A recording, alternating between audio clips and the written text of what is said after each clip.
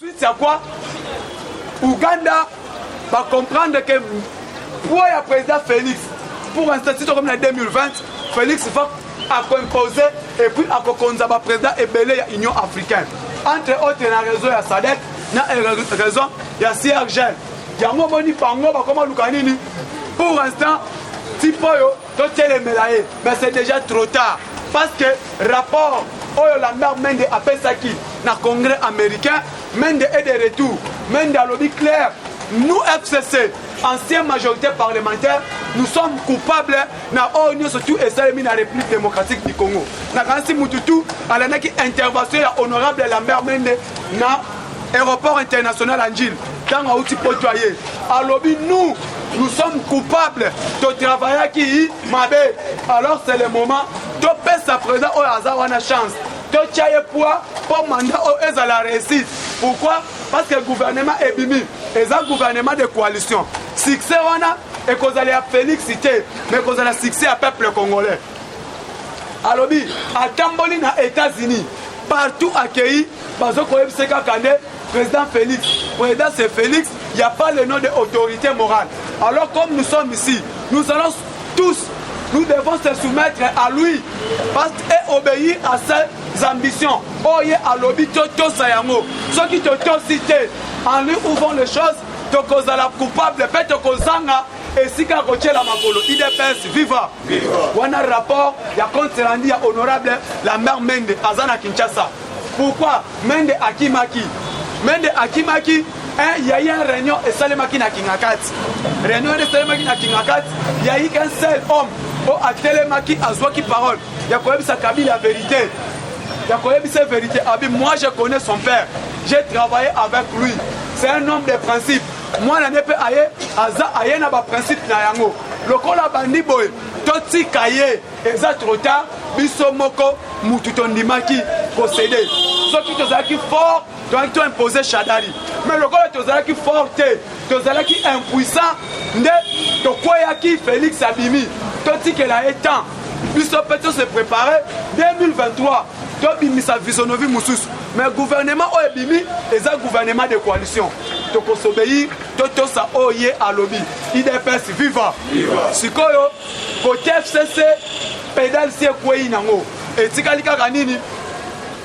Nyoka bakati mutu azoningana mais force eza soute lokola aza suna force ité FCC a combien lukanyo sont créé mais c'est déjà trop tard parce que Kabila ce qui moni Kabila a que 2 jours la présidence de la République c'est que à ce moment déjà que non kaza déjà kokoya combattant France eza mobilisé à 100% pour la cause de la chef de l'État na Paris lokola France a ça la mobilisation bisope awa donc continuer à soutenir l'action du président na contre na pouvoir oyo tozana ngo parce que ceux qui te soutenir la moitié et cause la biso moko tozaba perdre na kati wana et local bosso tu as dit que marche ça les 9 bientôt dans 3 jours mais mobilisation eza kolala malgré que ça il y a société civile Jonas Chombela muto organiser ngo mais eza na contre soutenir l'action chef de l'État contre la gratuité d'enseignement bisope tozoyango au cœur à cœur pardon dans l'acte yango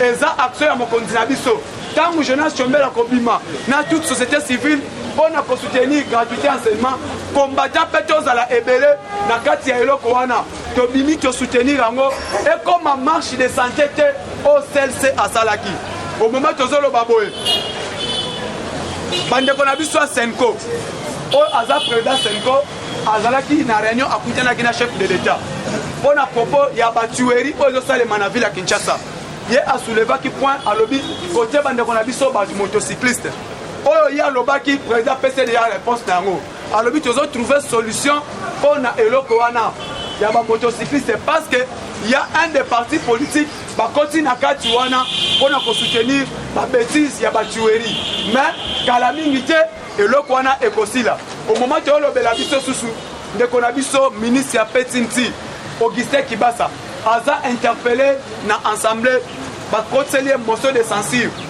na assemblée nationale je pense bien entre le lobby à cause de la devant parlement on a qu'on défendre on a pas émolument il y a pas ministre pas membre sortant il y a cabinet naé bikoyo bato ya FCC balobi nini babi mbongo akutaki na petit ntik eza mbongo na ye te eza mbongo ya gouvernement oyo ebimaki il faut afuta barimbongo ya baagent ya petit ntik sortant ya cabinet na ye sikoyo ye akoti akomi koutilize bamoyen wana ye mpe apesaki compte rendu na ye na premier ministre yango moni ke bakoyoka ye le débat na kati ya assemblée nationale problème ya Doli Makambo eza problème eza na maboko ya justice azokotraite yango mais ngai nazokoregrete kaka comportement ya badepute mingi badepute provincial ya opposition na kati ya député na kati ya assemblée provinciale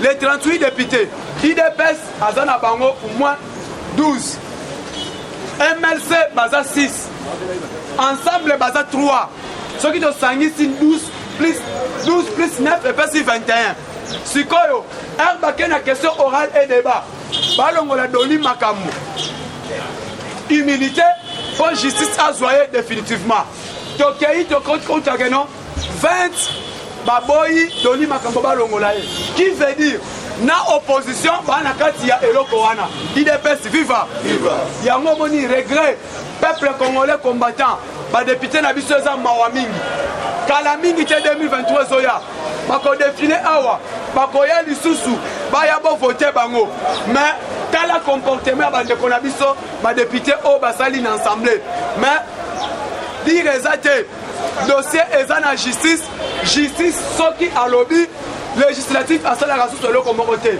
yango totalela justice asala mosala toolobela mpe paster Théodore Ngoyi ti yo oza homme de Dieu ozalaki candidat président de la République tiweri esalemi wana tika kokotela kozala pour babétise parce que ya lobi nini cour constitutionnelle aza na droit susu te ajuge ye parce que baza déjà démissionnaire IDPS viva wana mpe biso toapuye yo oui baadémissionnaire ezosenga président de la République a s'imposé bamembre ya cour bakweya atia baoya ye na parlement na gouvernement babimisa nouveau membre ya sika ya cour d'ici 2020 parce que institution surtout ekoma légitime de travailler malamu vraiment merci beaucoup pour la journal lelo na suki wana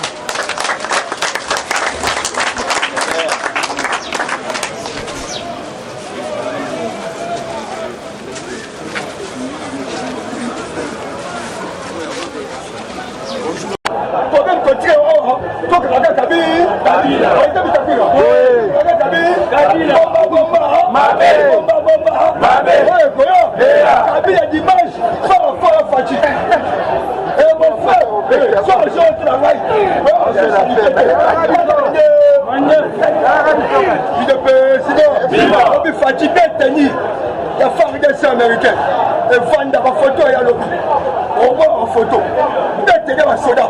Détenez photo, d'après la RDC. Dimanche à l'eau en 20h. Face Mamoko. Il a payé, c'est bon. Viva! 10 500 billets et 7 camis. On a Zénith. Oui, Zénith. Il a payé, c'est bon. Viva! Il était Sakara. Avec 10 500 quelques billets. Et tant que j'ai pas Zénith. Zénith a déjà plein. Comme si on s'en il va là. J'y vais, ouais.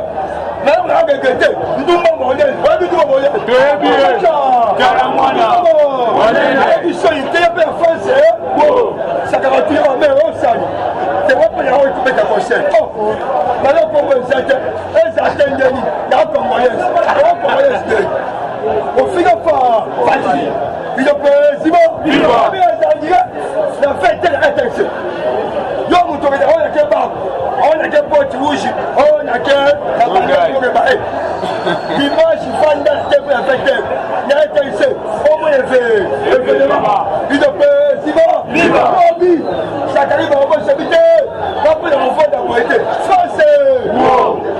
Les gars, France, c'est ça, les zombies. Mon tendance, c'est la France. Fatima!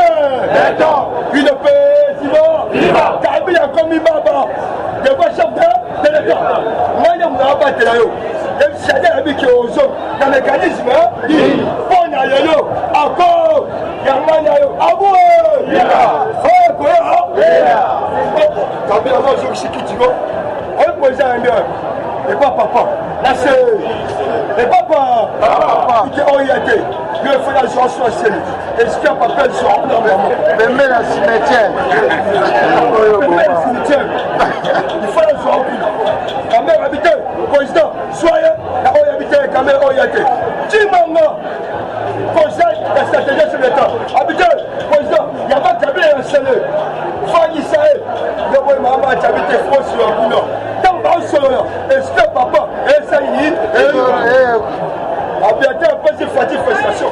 À bientôt, au petit papa, fallait, t'as pas sauté papa. Moi, la maille, oh, les abois, comment est ton boc?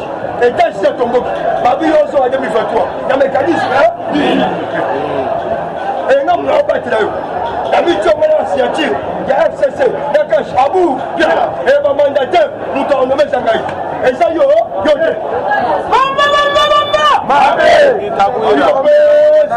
Viva! Le Parlement debout! Le Parlement debout! Il y a 5 ans, Moïse Katumbi, Azaï Kabisa, yo, Tchatem. Moïse a joué diplomatie, il y a Kabila, il faut Kabila, il y a 2023, Moïse a Tatou. La proximité, proximité, Seigneur, et quel endroit je suis fini. Pour les gens, ils nous quittent. Même si on m'a dit, Tchadi Baya, Fatia, mais vous ça lié à Tchadi Baya. Mais le résultat est le même jour. Pour faut dire, vous faites un résultat, mais Bimi. Et l'élection sous la loi. Comme ça, sous le président. Viva! Faridel, c'est comment tu as fait de ça? Ici qui va ton moyen. Abimisi va wanja Libanda. Président, habité, John Yungo, à moi la Zayake. Le roi d'Azayake, faut que le monsieur est qui est. Le président Sani, bon monsieur, tu vas me matin, Sani de Abimi. Faut la chef de l'État. Tu vas au monsieur à la Mozambo. Oh, t'as un la Congo, la Boka. Le roi, il y a aucun émission en vérité. Bah ouais, mais futur à côté. Le Parlement debout. Le Parlement debout. Futur à côté. Il y a un mission qui faut le Kébano. Il y a un mission qui est futur à Salini. À côté. Par exemple, il y a un mission soutenu. Par monsieur l'étranger. Par monsieur Soda, le FCE. Par monsieur Bérin Rouge. Il y a pas perdu. Par monsieur Moto. Par moi, Tasco, elle me somme. On va vous trouver là. Patrick Moto, Kimi, on tout va au Tasco. Et qui saigne, Soba, Moui Mindoki, Yamonasek, Tobi Mission, Kabila Orienté, Kabila Boyokota Congo, Fatia Biso, Soba, Lobi Monasek, ici les frères frappés. On frappe là. On sait comment là. On sait comment là. On frappe là. Avant ça qui. Oh, ça Kabila était Monasek. Voilà, il fait. On va saluer Monasek. Et là, il peut faire congolais. Contre Naï Kabila. Voilà que. Mais comment? Oh, j'arrive sur ça. Je suis ça. Il a fait. Viva! Il a fait. C'est bon. Viva! Et va vite clair. Là, vous tombez à gagner. Tu as gagné. Le 1er décembre, le premier c'est qui tombe. 500 fois qu'on. Azou, j'y vivra. 500 fois qu'on. Est-ce qu'on va gagner? On va y aller, on va mettre là. Bon, allez, il a fait, c'est bon. Le 30 décembre, Jean Kabila, la gamme. Ça, c'est Bali. Dans Koto Kabila, ok. Koto Fatih Sugo, à qui dit si bien. Massawa Kiti, Bilon Kiti, Maboudou Fatih. Fatih va. Il a fait, c'est bon.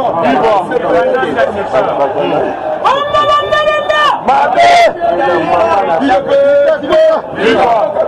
Le Parlement debout. Le Parlement debout.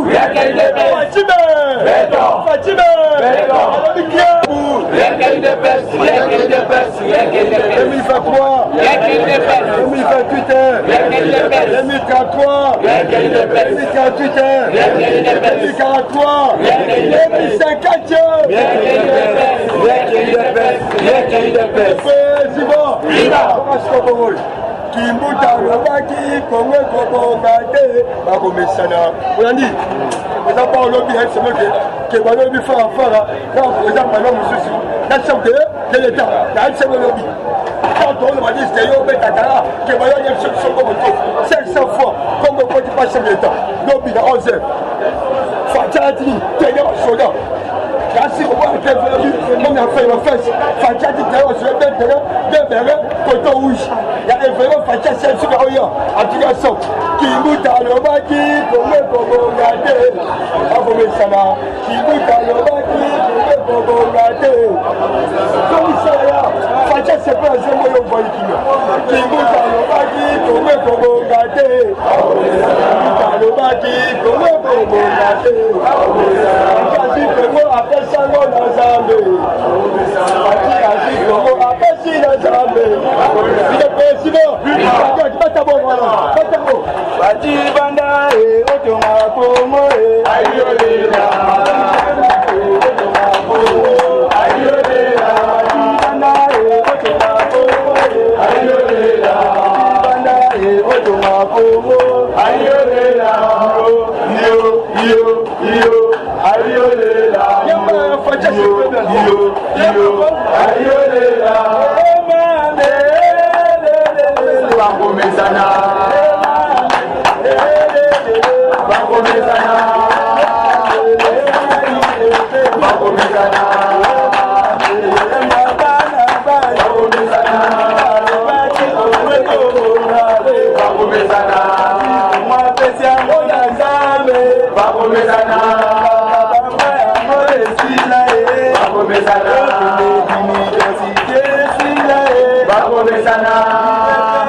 viva! Viva! Si viva! Viva! Bomba bomba! Mande! Achibe! Beta! Peuple d'abord! Peuple d'abord! Akotuna ngu! Ngulu! Akotuna ngu! Ngulu! Akotina bangwe pa me! Meme! Akotina bangwe pa me! Meme! Rema koganga!